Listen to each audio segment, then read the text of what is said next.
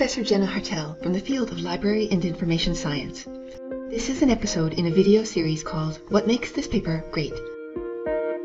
What is a Reference Book? A Theoretical and Empirical Analysis is a 1986 paper by Marcia J. Bates.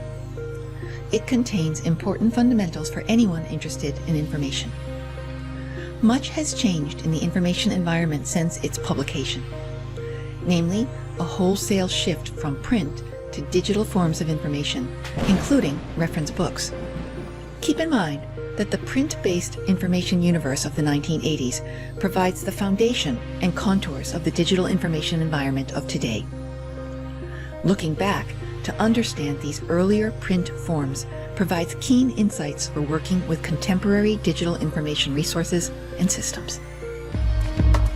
Do not underestimate how valuable it is to answer Bates's still relevant question: what is a reference book?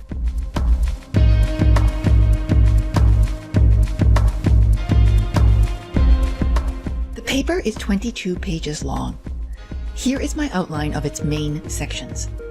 In keeping with its title, the paper has theoretical and empirical parts. I've marked the theoretical in black and the empirical in red. The paper begins by reviewing existing definitions of reference book. Bates then introduces 3 terms from computer science and uses them as a foundation for her own new definition. Bates's new conception also suggests how all reference books function, that is, how they are used. This part of the paper is sheer genius. It is one of the rare places in the LIS literature that connects the information structure to its use by human beings. The paper could have stopped there. Instead, Bates reports an experiment that tests whether her new definition accurately describes reference books kept in the reference area of 3 libraries. The account of that experiment is like a paper inside a paper. Because the paper already has many big ideas, I am going to put the empirical study aside. That way we can more easily follow Bates's bigger theoretical argument and contribution. The paper closes with implications, a conclusion, and summary. How have others tried to define reference book? Some librarians simply have an intuitive understanding. Reference book is, well, it is a reference book. Other definitions are tied to the administration of books in libraries. Reference book is a book kept in the reference area of a library. Reference book is any book that cannot be taken out of a library. Other definitions simply list examples.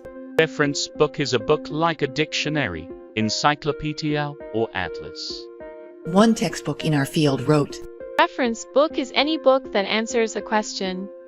Bates concludes that all these definitions fail to describe the distinct nature of a reference book.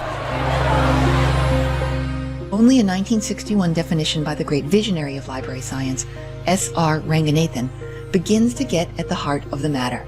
Ranganathan asserts that a reference book contains many entries of different lengths, uses some kind of scheme of arrangement. What is more, reference books are not read continuously like a novel, for that would cause reading that is too jerky. Bates feels that Ranganathan comes closest to describing what's special about reference books, but she wishes to go even further. To build her own definition, Bates borrows 3 technical terms from the field of computer science. Note that all 3 are associated with the way that information is structured. These are tremendously useful concepts for working with information. That is, records, fields, and files. A record is a unitary or internally related body of information, an information individual. Internally related means that the information in the record is about the same thing. For example, a dictionary is a quintessential reference book. In a dictionary, a record consists of a single word and all the features of that word. Here is the record for the word anchor. It is an information individual because everything circled has to do with the word anchor. There are other records on the page, namely for anchorage, anchorwoman, and anchovy. Most dictionaries have tens of thousands of records. This particular dictionary has 225,000 entries for words, and therefore 225,000 distinct records. An encyclopedia is another well-known reference book. This one is an encyclopedia of animals for children. In this case, a record is for an animal, such as koala. There are also records for kangaroo, bandicoot, and wombat. Each is an information individual. Moving on, a field is a distinguishable segment of information within a record. Returning to the dictionary and its record for anchor, here are some fields. The word anchor itself, its pronunciation, the definition, and a line drawing, among other fields. Within the Encyclopedia of Animals, some fields are the animal name, its Latin name, a description, and a color illustration. We are focused on print reference books, but note that online reference sources have the same structures. This online encyclopedia of animals has records and fields too. Certain fields have a special quality. An access field is a field that can be used to access or find a record. Not all fields serve the same locative function. Let's pause to go outside of Bates's paper and take a different historical perspective on records and their fields. Where do records and fields come from? How do they evolve? What is their relationship to human beings and society? These are deep socio-cultural questions about information. I tell my students, records and fields are locked in a dance with culture.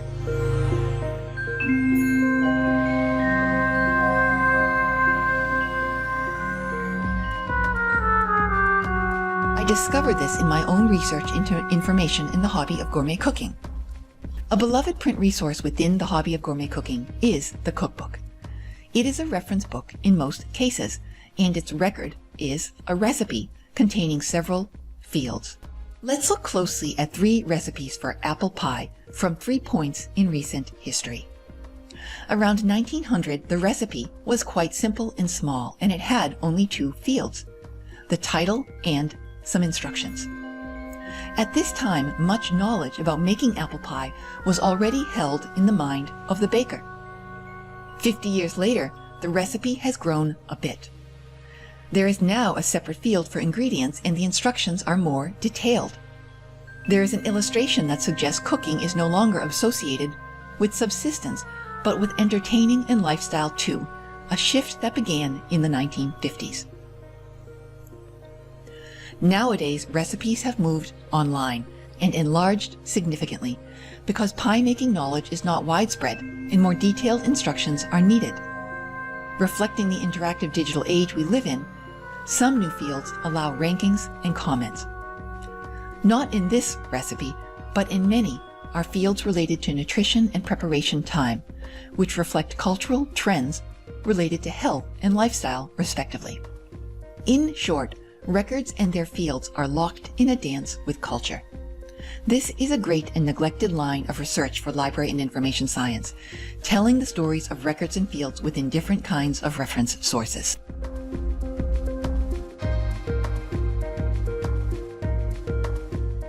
Let's return to Bates's paper as she continues to build a new definition of reference book. To that end, a third term that is essential is manual file. A manual file is 2 or more records ordered by a rule or principle. Bates uses the term manual to remind us that we are talking about print artifacts, since the term file is usually associated with something digital. Keep in mind that a manual file is something you can touch. In a dictionary, the record for anchor resides in the manual file for the letter A. How many manual files are in the typical English language dictionary? That's right, 26, 1 for each letter of the alphabet. Some print dictionaries are designed to reveal the manual files within. These tabs are called a thumb index and enable quick and precise access to the right manual file. Within files, records are ordered by a rule or principle. In this dictionary, it is alphabetical order. Some reference books are ordered numerically. For example, this historical reference book employs a chronological order, that is, by date. Other ordering principles are classified, which draws from an established taxonomy in a domain. The Animal Encyclopedia loosely applies a Linnaean system, which is typical in the natural sciences. All these animals are in the file for marsupials. Reference books that use classified ordering schemes are not always user-friendly. A fun reference book is The Secret Language of Birthdays, which provides a personality profile for people born on any day of the year. There is a record for each day. The first time I picked up this book, I was curious to read the page about my own April birthday.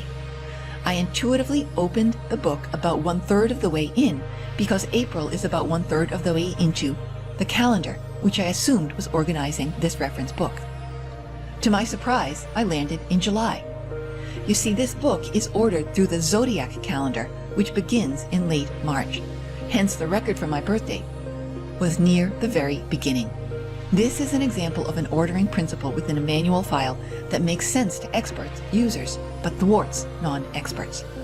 Librarians and all creators of reference sources or information systems should be careful to use ordering principles known by most users of those resources. We now have all the building blocks of Bates's new definition. To review, a record is a unitary or internally related body of information, an information individual. A field is a distinguishable segment of information within a record. A manual file is a set of 2 or more records ordered by a rule or principle. With this foundation, Bates's new definition is: reference books are books entirely or substantially composed of files. Though the new definition has few words, it incorporates the meanings of the 3 terms. In the paper, this is where Bates then conducts an experiment to see if the reference books in 3 libraries likewise are in alignment with the definition. Her experiment validates the accuracy of the new definition.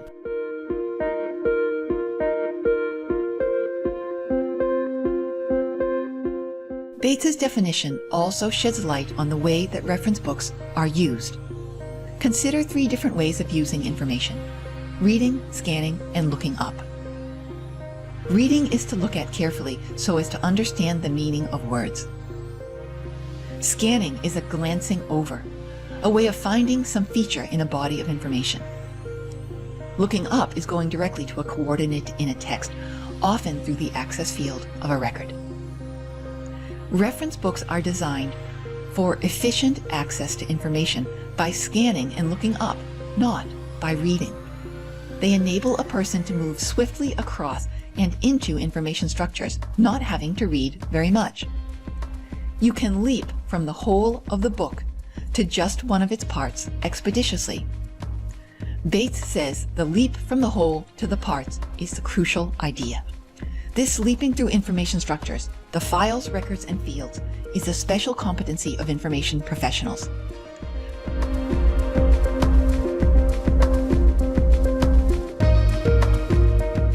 Many of my students who are aspiring librarians think that their future holds much reading, when it actually may entail more leaping.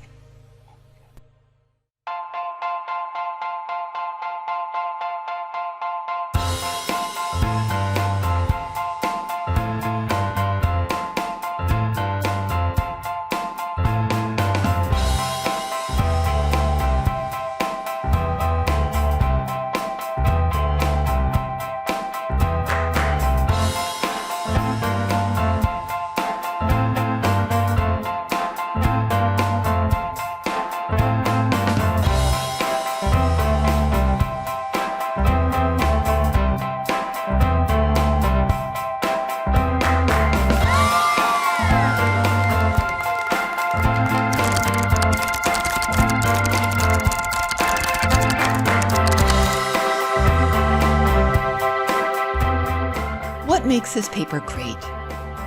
Bates's paper brilliantly analyzes a central object of our field, the reference book. It provides a new descriptive definition based upon records, fields, and manual files. The new definition highlights the unique structure of information within reference books and illuminates that reference books are not designed for reading, but for scanning and looking up.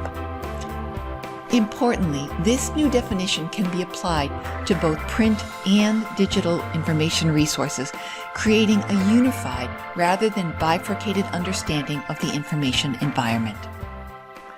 Bates's precise definition also helps us to analyze reference books from a sociocultural perspective, telling the stories of the dance that continues to unfold between information and society.